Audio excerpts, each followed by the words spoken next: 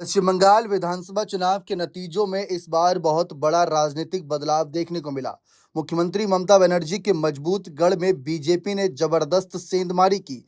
इस पूरे सियासी संग्राम में टीएमसी से बीजेपी में आए शुभेंदु अधिकारी सबसे बड़े नायक बनकर उभरे। उन्होंने ममता बनर्जी को उनके ही घर भवानीपुर में न सिर्फ सीधी चुनौती दी बल्कि नंदीग्राम सीट पर भी अपना दबदबा कायम रखा। इस हाई प्रोफाइल चुनावी मुकाबले के बीच हर कोई शुभेंदु अधिकारी की कुल संपत्ति, उनकी कमाई और उनके पास मौजूद संपत्तियों के बारे में जानना चाहता है। तो इसी के लेकर एक खास रिपोर्ट यह हाजिर है, जहां पर आपको तमाम जानकारी मिलेगी। लेकिन उससे पहले अगर आप चैनल पर नए हैं तो जरूर सब्सक्राइब कर लीजिए। बता दें कि पश्चिम बंगाल के चुनावी नतीजों में जिस तरीके से बीजेपी ने 200 का आंकड़ा पार किया, बहुत ही ज्यादा चर्चाओं के केंद्र में रहा। और तो और भवानीपुर सीट पर भी ममता बनर्जी को बुरी तरह हराया शुभेंदु अधिकारी ने। नंदीग्राम और भवानीपुर के उम्मीदवार के रूप में शुभेंदु अधिकारी ने 30 मार्च को अपना चुनावी हलफनामा जब नंदीग्राम सीट को लेकर दर्ज किया था, तो उन्होंने एक एफिडेविट दिया था। एफिडेविट में उन्होंने पिछले 5 सालों की अपनी कमाई का पूरा विवरण दिया। हलफनामे के अनुसार उनकी सालाना आय में पिछले कुछ सालों में काफी बढ़ोतरी दर्ज की गई।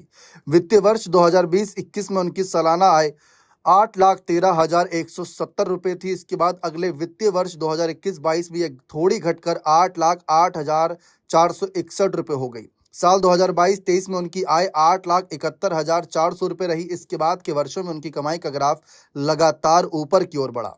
शुभेंदु अधिकारी की कमाई में साल 2023-24 में इजाफा हुआ और ये बढ़कर 10,37,160 रुपये तक पहुंच गई। सबसे बड़ा उछाल वित्तीय वर्ष 2024-25 में देखने को मिला, जब पश्चिम बंगाल विधानसभा के नेता प्रतिपक्ष की सालाना आय बढ़कर 17,38,590 रुपये हो गई। इस तरह 2020-21 की तुलना में उनकी सालाना कमाई लगभग दोगुनी से भी ज्यादा हो गई।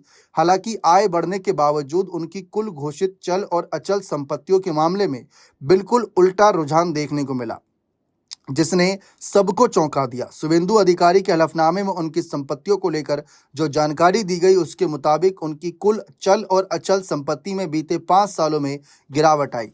जहां साल 2021 के विधानसभा चुनाव के समय उनके पास 59.31 लाख रुपए की चल संपत्ति थी, तो वहीं साल 2026 के ताजा हलफनामे में उनकी चल संपत्ति घटकर मात्र 24,57,000 रुपए रह गई। इसमें उनके जीवन बीमा, LIC, म्यूचुअल फंड और अन्य विभिन्न निवेशों को भी शामिल किया गया।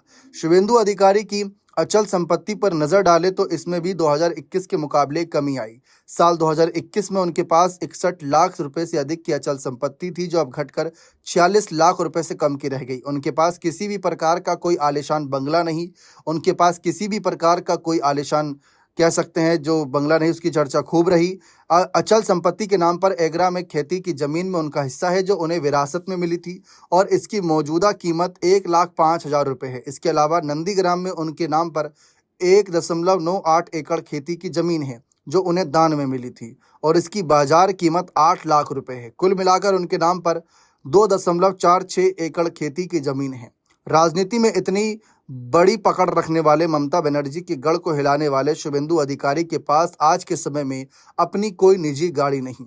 उन्होंने अपने हलफनामे में साफ तौर पर बताया कि उनके पास ना तो कोई 4 पहिया वाहन है और ना ही किसी प्रकार के कीमती सोने चांदी के गहने या जवाहरात। उनकी कुल घोषित संपत्ति को जोड़कर देखा जाए तो पिछले 5 सालों में उनकी कुल संपत्ति में काफी कमी दर्ज की गई, जो कि आज के दौर के राजनेताओं के हिसाब से बेहद हैरान करने वाला तथ्य है। अब देखते हैं आगे इनको लेकर बीजेपी क्या कुछ बड़े फैसले लेती है। बने रहे चैनल के साथ। बहुत बहुत शुक्रिया।